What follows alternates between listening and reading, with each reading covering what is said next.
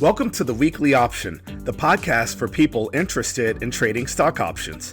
Each week, we cover trade ideas and opportunities in the stock market right now.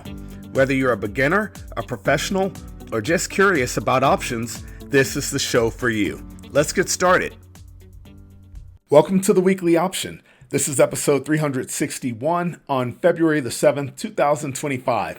I'm your host, Eric, and in this week's show, we'll cover the trades from last week on Super Microcomputer Inc., JD.com Inc., and Pfizer, and we discuss three new trades on Aurora Cannabis, New Holdings, and Lyft Inc. Now, it's always great to hear from listeners. If you have any questions about the trades presented here on the show or even about your own positions, feel free to email me. You can email questions to eric@theweeklyoption.com. That's ERIC@theweeklyoption.com. I've also created a few videos to teach you all the basics of option trading that you'll need to know to be able to follow along with me on this show. You can visit our website and click on the videos tab to watch them, or visit the YouTube channel for the Weekly Option. Now, the stock market finished the week slightly lower this week. The Dow Jones Industrial Average lost 241 points, closing at 44,303 points. The S&P 500 index gave up 14 points, ending the week at 6,025 points. Now it's time for the topic of the week. The topic of the week is taking a break. If you're anything like me, you love keeping your brain stimulated. I love to read, I love to learn, I love pushing my mental acuity just to see how much faster I can solve problems or solve mental challenges. I sometimes don't sleep all the way through the night because I will wake up in the middle of the night with a trade or a new possibility on my mind. I get super excited. Well, I've also learned that if you don't take a break and allow your brain to rest every now and then, your brain will be forced to make you take a break. I am taking a break right now by skiing the mountains of Colorado, which I love to do. This will be an abbreviated show because of that. I didn't want to leave you guys hanging because I really do appreciate the fact that you listen to this show, but it's going to be a little shorter than normal. We'll definitely talk more next week. So let's dive into the trading review of last week's trades. We're going to start off with our covered call on Super Microcomputer Inc., symbol S as in Sierra, M as in Mike, C as in Charlie, I as in India. At the time, the stock was trading for $28.52 per share.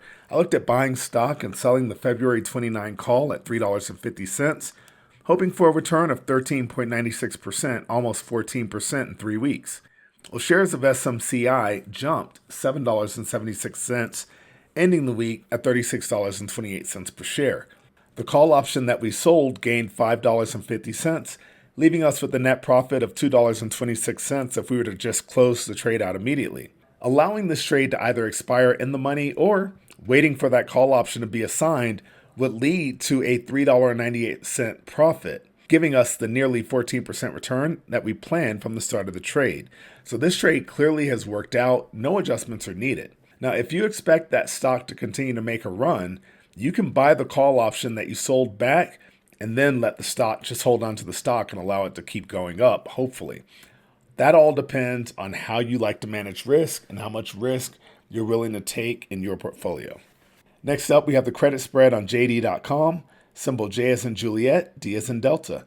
At the time, the stock was trading for $40.72 per share. I looked at selling the February 40 put spread at 18 cents.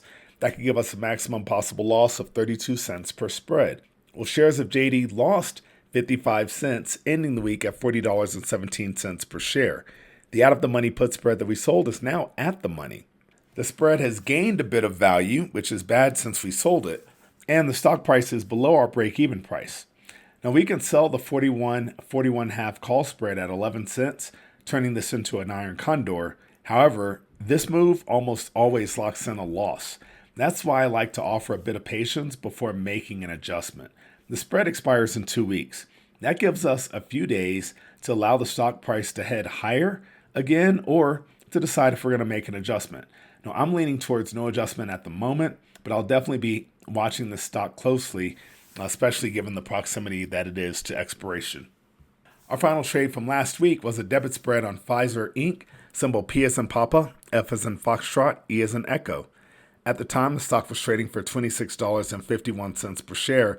I looked at buying the February 26 half call spread for 32 cents That could give us a maximum gain of 18 cents, or that's a 56.25% return in 3 weeks.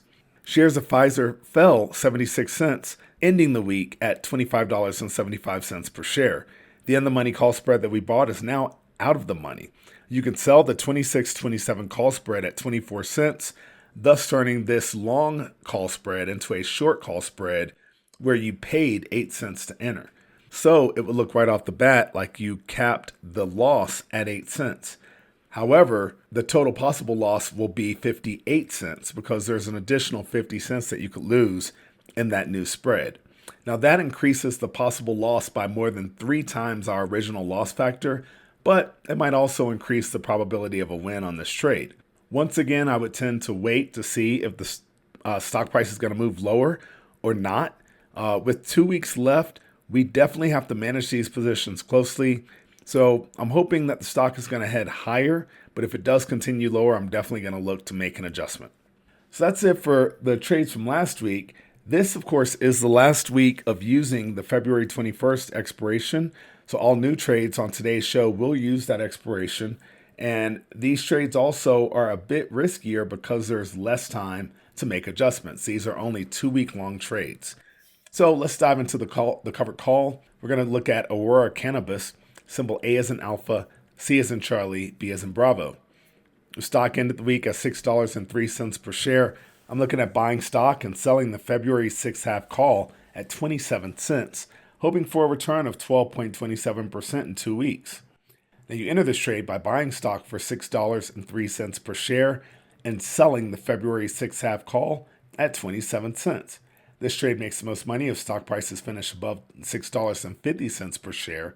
The break-even price on this trade is $5.76, and in real terms, the stock purchase will require $603, and you'll collect $27 for selling the option.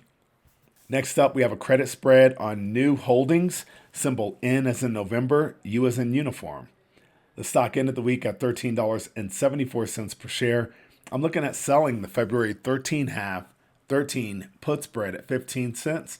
That could give us a maximum possible loss of 35 cents per spread. Now you enter this trade by selling the February 13 half put at 46 cents and concurrently buying the February 13 put for 31 cents. This is a credit spread because we're selling the spread, and this trade makes the most money if stock prices expire above $13.50 per share. The break-even price on this trade is $13.35 per share.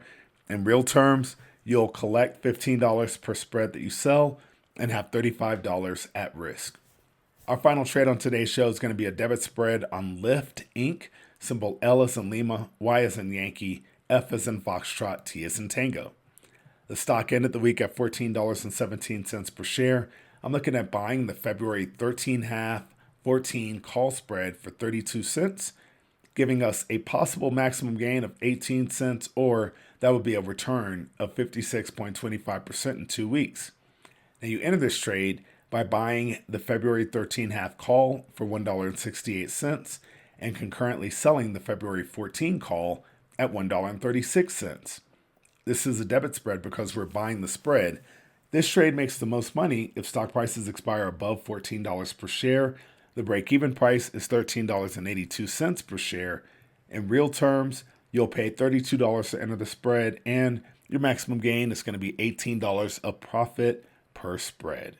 So that's it for this week's show. Thanks for following along with me.